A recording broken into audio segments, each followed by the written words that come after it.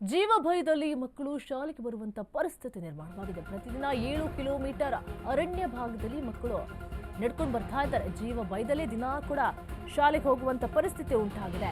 ಪ್ರತಿನಿತ್ಯ ಕೂಡ 7 ಕಿಲೋಮೀಟರ್ ನಡ್ಕೊಂಡು ಹೋಗಬೇಕು. ಅದು ಅರಣ್ಯ ಭಾಗದಲ್ಲಿ ನಡ್ಕೊಂಡು ಹೋಗಬೇಕು. ಗಡಿ ಜಿಲ್ಲೆಯ ಶಾಲಾ ಮಕ್ಕಳ ಪರಿಸ್ಥಿತಿ ಕೇಳೋರೆ ಇಲ್ದಂತಾಗಿ ಹೋಗಿದೆ. ಹನೂರು ತಾಲೂಕಿನ ಪಚ್ಚೆದೊಡ್ಡಿ ಗ್ರಾಮದಲ್ಲಿ ಈ ಅವ್ಯವಸ್ಥೆ ಕಂಡುಬಂದಿದೆ. ಚಾಮರಾಜನಗರ ಜಿಲ್ಲೆ ಹನೂರು ತಾಲೂಕು ಪಚ್ಚೆದೊಡ್ಡಿಯಲ್ಲಿ ಈ ಅವ್ಯವಸ್ಥೆ ಕಂಡುಬರುವಂತಿರೋದು. ದಿನ ಕೂಡ 7 ಕಿಲೋಮೀಟರ್ ನಡ್ಕೊಂಡು ಹೋಗ್ತಾರೆ. ಅದು ಕಾಡು ಪ್ರದೇಶದಲ್ಲಿ, ಅರಣ್ಯ ಪ್ರದೇಶದಲ್ಲೇ ನಡ್ಕೊಂಡು ಹೋಗ್ತಾರೆ. ಸಾರಿಗೆ ವ್ಯವಸ್ಥೆನೇ ಇಲ್ಲ. ಕಲ್ಲು ಮುಳ್ಳಿನ ರಸ್ತೆಯಲ್ಲಿ ಓಡಾಟವನ್ನ ಮಾಡ್ತಾ ಇದ್ದಾರೆ. ಒಟ್ಟಿನಲ್ಲಿ ಶಿಕ್ಷಣ ಪಡ್ಕೊಳ್ಬೇಕು ಅಂತ ಹೇಳಿ ಕೂಡ ಪಟ್ಟು ಹಿಡಿದು ಏನೇ ಕಷ್ಟ ಬಂದರೂ ಕೂಡ ನಾವು ಓದ್ತೀವಿ ಅಂತ ಹೇಳಿ ಕಾಡಿನ ದಾರಿಯಲ್ಲೇ ಸಾಕ್ತಾ ಇದ್ದಾರೆ. ಸದ್ಯ ಜೀಪ್ ವ್ಯವಸ್ಥೆಯನ್ನು ಕೂಡ ಸ್ಥಗಿತಗೊಳಿಸಿದ್ದಾರೆ ಅಧಿಕಾರಿಗಳು. ರಸ್ತೆಯನ್ನು ಸರಿಪಡಿಸಿ ಬಸ್ ವ್ಯವಸ್ಥೆ ಮಾಡುವಂತೆ ಮನವಿಯನ್ನು ಕೂಡ ಮಾಡಲಾಗಿದೆ. ಎಲ್ಲಿವರೆಗೂ ನ್ಯೂಸ್ ಚಾನೆಲ್ಗಳಲ್ಲಿ, ಪೇಪರ್ಗಳಲ್ಲಿ ಇಂಥ ವಿಷಯಗಳು ಹೊರ ಬರೋದಿಲ್ಲವೋ ಅಲ್ಲಿ ತನಕನೂ ಕೂಡ ಅಧಿಕಾರಿಗಳು ಕಣ್ಮುಚ್ಕೊಂಡೇ ಕುಳಿತುಕೊಂಡಿರ್ತಾರೆ. ಪ್ರತಿನಿತ್ಯ ನೋಡಿ 7 ಕಿಲೋಮೀಟರ್ ಅರಣ್ಯ ಪ್ರದೇಶದಲ್ಲಿ ನಡ್ಕೊಂಡು ಹೋಗಬೇಕು. ಮನೆಯಿಂದ ಬೆಳಗ್ಗೆ ಎಷ್ಟೊತ್ತಿಗೆ ಹೊರಡಬೇಕು, ಶಾಲೆ ಬಿಟ್ಟ ತಕ್ಷಣ ಮನೆಗೆ ರೀಚ್ ಆಗೋದು ಎಷ್ಟೊತ್ತಾಗುತ್ತೋ. ಹನೂರು ತಾಲೂಕಿನ ಪಚ್ಚೆದೊಡ್ಡಿ ಗ್ರಾಮದಲ್ಲಿ ಈ ಅವ್ಯವಸ್ಥೆ ಕಂಡು ಬಂದಿರುವಂಥದ್ದು. ದಿನ ಕೂಡ ಕಲ್ಲು ಮುಳ್ಳಿನ ರಸ್ತೆಗಳಿರೋ ಅರಣ್ಯ ಪ್ರದೇಶಗಳಲ್ಲಿ ನಡ್ಕೊಂಡು ಹೋಗ್ತಾ ಇರ್ತಾರೆ. ನೀವು ವಿಜುವಲ್ಸ್ ಅಲ್ಲಿ ಗಮನಿಸ್ತಾ ಇರ್ಬೋದು. 7 ಕಿಲೋಮೀಟರ್ ನಡ್ಕೊಂಡು ಹೋಗ್ತಾ ಇದ್ದಾರೆ.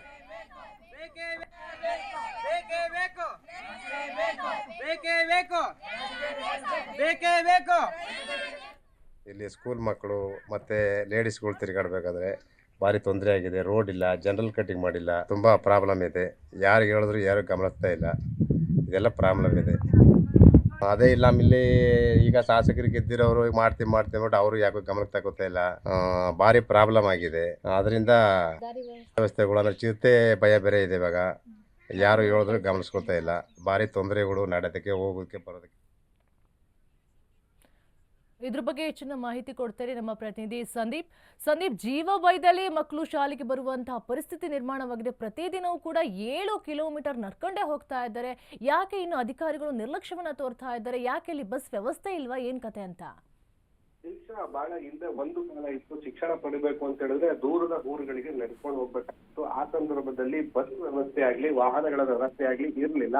ಆದ್ರೆ ಈ ಆಧುನಿಕ ಕಾಲದಲ್ಲೂ ಕೂಡ ಜೀವನದಲ್ಲೇ ಸುಮಾರು 7 ಕಿಲೋಮೀಟರ್ ಕಾಡು ರಸ್ತೆಯಲ್ಲಿ ನಡೆದುಕೊಂಡು ಹೋಗ್ಬೇಕಾದಂತಹ ಪರಿಸ್ಥಿತಿ ಶಿಕ್ಷಣ ಪಡಿಲಿಕ್ಕೆ ವಿದ್ಯಾರ್ಥಿಗಳಿಗೆ ಎದುರಾಗಿರ್ತಕ್ಕಂಥದ್ದು. ಚಾಮರಾಜನಗರ ಜಿಲ್ಲೆಯ ಹನೂರು ತಾಲೂಕಿನ ಪಚ್ಚೆದೊಡ್ಡಿ ಗ್ರಾಮದ ಮಕ್ಕಳ ಇದೊಂದು ಸಾಹಸಗಾಥೆ ಅಂತಾನೆ ಹೇಳ್ಬೋದಾಗಿದೆ. ಪ್ರತಿನಿತ್ಯ ಕಾಡು ಪ್ರಾಣಿಗಳ ಒಂದು ಭಯದಲ್ಲಿಯೇ ಕಾಡು ರಸ್ತೆಯಲ್ಲಿ 7 ಕಿಲೋಮೀಟರ್ ವರೆಗೂ ಕೂಡ ಸಾಗಬೇಕಾದಂತ ಅನಿವಾರ್ಯತೆ ಶಿಕ್ಷಣ ಪಡೀಲಿಕ್ಕೆ ಎದುರಾಗಿದೆ.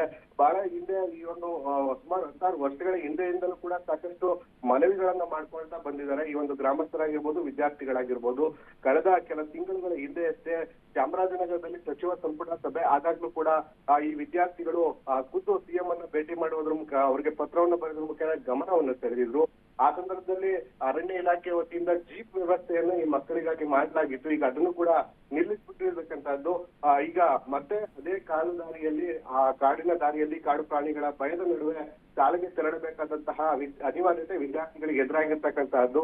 ಈ ಹಿನ್ನೆಲೆಯಲ್ಲಿ ಇನ್ನೇನಾದ್ರೂ ಕೂಡ ಈ ಒಂದು ರಸ್ತೆಯನ್ನ ಸರಿಪಡಿಸುವುದರ ಮುಖೇನ ನಮ್ಗೆ ಶಿಕ್ಷಣಕ್ಕೆ ನೆರವಾಗಿ ಅನ್ನುವಂತ ನಿಟ್ಟಿನಲ್ಲಿ ಕೂಡ ವಿದ್ಯಾರ್ಥಿಗಳು ಮತ್ತೊಮ್ಮೆ ಸಿಎಂಗೆ ಕೂಡ ಪತ್ರವನ್ನ ಬರೆದು ಮನವಿಯನ್ನ ಮಾಡಿರ್ತಕ್ಕಂಥದ್ದು. ಯಾವ ರೀತಿ ಕ್ರಮ ಕೈಗೊಳ್ತಾರೆ ಅನ್ನೋದನ್ನ ಕಾದು ನೋಡ್ಬೇಕಿದೆ ಮುಂದಿನ ದಿನಗಳಲ್ಲಿ. ನಿರೀಕ್ಷಾ, ಈಗ ಸಾರ್ವಜನಿಕರು ನೀವು ಹೇಳಿದ್ರಿ ಈಗಾಗಲೇ ಅಧಿಕಾರಿಗಳ ಗಮನಕ್ಕೆ ತಂದಿದ್ರು ಸಾರ್ವಜನಿಕರು ಅಂತ ಕೂಡ ಹೇಳಿದ್ರಿ. ಅವ್ರ ಗಮನಕ್ಕೆ ತಂದಾಗ್ಲೂ ಕೂಡ ಅಧಿಕಾರಿಗಳಿಂದ ಏನು ಉತ್ತರ ಬರ್ತಾ ಇತ್ತು? ಯಾಕಷ್ಟು ನಿರ್ಲಕ್ಷ್ಯ ತೋರಿದ್ರು? ಯಾಕಂತ ಹೇಳಿದ್ರೆ ವೋಟ್ ಕೇಳೋದಕ್ಕೆ ಮಾತ್ರ ಮನೆ ಬಾಗಿಲಿಗೆ ಬಂದು ಬೇಡ್ಕೊಂಡು ಬರ್ತಾರೆ. ಆದ್ರೆ 7 ಕಿಲೋಮೀಟರ್ ಕಾಡ್ನಲ್ಲೇ ನಡ್ಕೊಂಡು ಹೋಗ್ತಾರೆ. ಯಾಕಿಷ್ಟು ನಿರ್ಲಕ್ಷ್ಯವನ್ನ ತೋರಿದ್ರು? ಏನಂತ ಉತ್ತರ ಕೊಡ್ತಾ ಇದ್ರು ಅಧಿಕಾರಿಗಳು ಅಂತ? ಅವರು ಸಾಕಷ್ಟು ಮನವಿ ಮಾಡಿಕೊಂಡಲ್ಲೂ ಕೂಡ ಇದು ಏನು ಸಂರಕ್ಷಿತ ಅರಣ್ಯ ವ್ಯಾಪ್ತಿಗೆ ಬರುತ್ತೆ, ಇಲ್ಲಿ ರಸ್ತೆಯನ್ನು ಅಭಿವೃದ್ಧಿ ಪಡಿಸಕ್ಕೆ ಆಗೋದಿಲ್ಲ ಅನ್ನುವಂತ ನಿಟ್ಟಿನಲ್ಲಿ ಒಂದಷ್ಟು ಸಬೂಬುಗಳನ್ನ ಹಿಂದಿನಿಂದಲೂ ಕೂಡ ಹೇಳ್ಕೊಂಡು ಬಂದಿದ್ರು. ಆದ್ರೆ ಇಲ್ಲಿ ಸಾಕಷ್ಟು ಅನಿವಾರ್ಯತೆ ಇರುವ ಕಾರಣಕ್ಕಾಗಿ ಕೇವಲ ಶಾಲೆಗೆ ಹೋಗುವಂತ ವಿಚಾರದಲ್ಲಿ ಮಾತ್ರ ಅಲ್ಲ, ಈ ಒಂದು ಪಚ್ಚೆದೊಡ್ಡಿ ಮತ್ತು ಸುತ್ತಮುತ್ತಲಿನ ಗ್ರಾಮದ ಸಾರ್ವಜನಿಕರೇನಿದ್ದಾರೆ ಅವ್ರಿಗೆ ಯಾವುದೇ ರೀತಿಯ ಅನಿವಾರ್ಯತೆಗಳಿಗೂ ಕೂಡ ಇದೇ ಒಂದು ಕಾಡು ದಾರಿಯನ್ನು ಅನುಸರಿಸಿ ಅವರು ಪಟ್ಟಣಗಳಿಗೆ ವೈದ್ಯಕೀಯ ಚಿಕಿತ್ಸೆಗೆ ಅಥವಾ ಬೇರೆ ಬೇರೆ ಇನ್ನಿತರ ಕೆಲಸಗಳಿಗೆ ತೆರಳಬೇಕಾಗಿದೆ. ಹಾಗೂ ತುರ್ತು ಅನಿವಾರ್ಯತೆ ಇರುವ ಕಾರಣಕ್ಕಾಗಿ ಇದನ್ನ ಒಂದು ವಿಶೇಷ ಒಂದು ಪ್ರಕರಣವಾಗಿ ಪರಿಗಣಿಸಿ ರಸ್ತೆಯನ್ನು ಅಭಿವೃದ್ಧಿ ಪಡಿಸಬೇಕು ಅನ್ನುವಂತ ನಿಟ್ಟಿನಲ್ಲಿ ಜನಪ್ರತಿನಿಧಿಗಳಿಗೂ ಕೂಡ ಒಂದಷ್ಟು ಮನವಿಯನ್ನ ಮಾಡಿದ್ರು. ಎಲ್ಲ ಒಂದು ಕಡೆ ಮನೆಗೂ ಕೂಡ ಕ್ಯಾರೆ ಅಂತ ಇರುವಂತಹ ಆಡುವಂತಹ ಸರ್ಕಾರ ಇವರ ಮನವಿಗೆ ಇನ್ನೂ ಕೂಡ ಸ್ಪಂದನೆಯನ್ನ ಕೊಟ್ಟಿಲ್ಲ. ಹಿಂದೆ ಒಂದು ಕಣ್ಣೊರೆಸುವ ತಂತ್ರವಾಗಿ ಇವರಿಗೆ ಜೀಪ್ ವ್ಯವಸ್ಥೆಯನ್ನ ಪ್ರತಿಭಟನೆಯನ್ನ ಅರಣ್ಯ ಇಲಾಖೆ ವತಿಯಿಂದ ಮಾಡಲಾಗಿತ್ತು. ಈಗ ಅದನ್ನು ಕೂಡ ಸ್ಥಗಿತಗೊಳಿಸಿರ್ತಕ್ಕಂಥದ್ದು. ಮುಂದಿನ ದಿನಗಳಲ್ಲಿ ಪ್ರತಿಭಟನೆ ಹಾದಿಯನ್ನು ಕೂಡ ಇವರು ಹಿಡಿಯುವಂತಹ ನಿರ್ಧಾರಗಳನ್ನು ಕೂಡ ತೆಗೆದುಕೊಳ್ತಾ ಇರ್ತಕ್ಕಂಥದ್ದು ನಿರೀಕ್ಷಾ. ಓಕೆ, ಥ್ಯಾಂಕ್ ಯು ಸಂದೀಪ್ ನಿಮ್ಮೆಲ್ಲ ಮಾಹಿತಿಗಾಗಿ.